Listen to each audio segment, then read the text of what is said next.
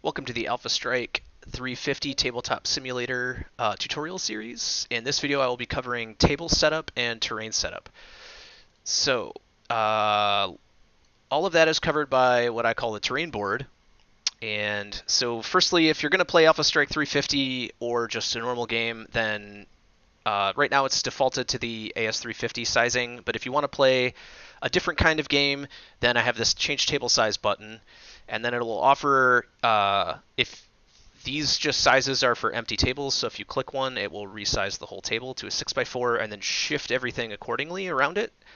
And then these other buttons load in maps that I took from other mods. So for example, Forest Defense, if you click it, it will adjust the table and load in all the terrain all ready for you to use. Now when you do that, we have to kind of go back, so I'm just going to reload this mod really quick here, because there's no way to unset up this terrain. Now, assuming you're going to play, this mod is of course created primarily for Alpha Strike 350. So we already set up the default table size. So what these other buttons here are for setting up each scenario. So these buttons are to set up the exact scenario encounters. So if you need a refresher on what the scenarios are, the rulebook is right here. So if we just scroll over to, say, the capture the flag scenario, if you click capture the flag, it will set up your objectives. And if you re-click capture the flag, it will reset them up in case one gets bumped.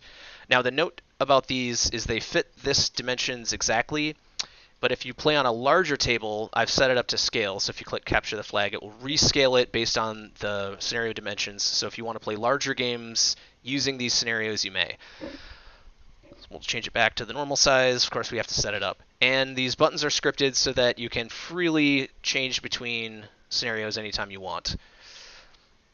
So the next thing you need is terrain. So the terrain is organized in bags up here by the sizes as specified by the rules. And if you want it random, you can just click the draw terrain button and it will draw random pieces of terrain for you.